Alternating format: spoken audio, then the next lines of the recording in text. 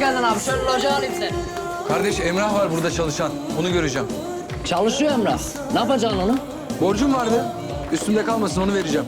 Sana borç verdi. Hadi yav. Bu ne balacaklısı arar, sorar, kovalar. Aa mutfağa girdi abi gördün mü bak? Eyvallah. Ormanlardan aşağı aşağı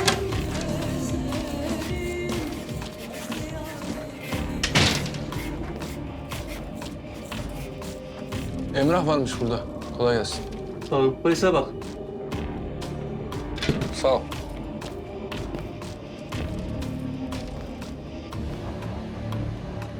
Emrah sen misin? Gelsene bir konuşalım seninle.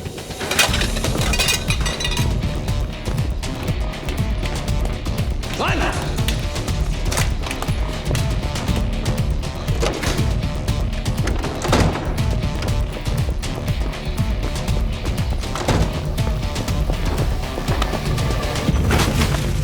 Lan!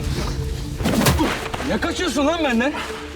Abi bırak başımı belaya sokma beni. Oğlum başım belada zaten lan. Bela benim. Bana bak. Polise gitmişsin lan şurada olanları anlatmışsın. Sonra ifadeni değiştirmişsin. Yok abi öyle bir şey. Lan oğlum bir şeyden korkup ifadeni geri çekmişsin. Yalan mı? Abi yanlış bir anlaşılma olmuş.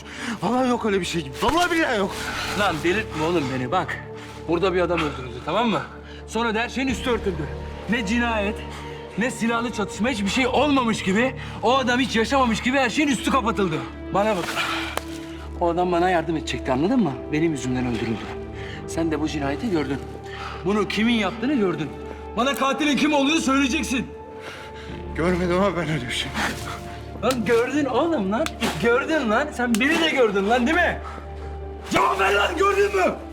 Gördüm. Sen de oradaydın. Lan gördün oğlum lan. Gördün lan.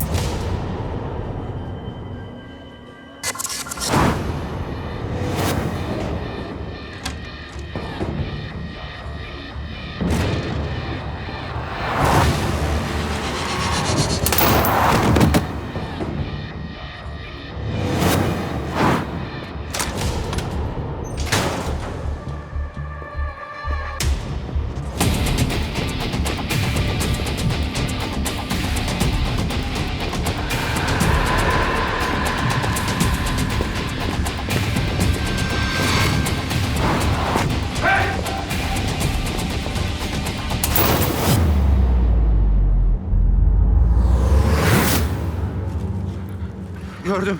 Sen de oradaydın. Demek katilin kim olduğunu biliyorsun. Katilin kim olduğunu söyleyeceksin.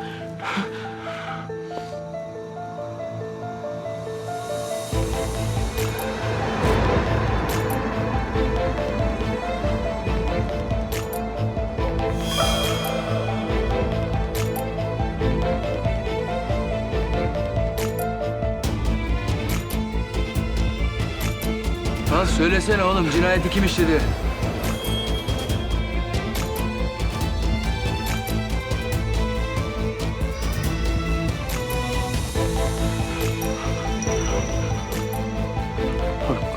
Kurban olayım kıymayayım bak. Oğlum soruma cevap ver kafana sıkarım seni. Söyle lan! Bu ne lan? Cihangir? Senin ne işin var orada? Polis! Bırak bırak bırak! Kaldır ellerini!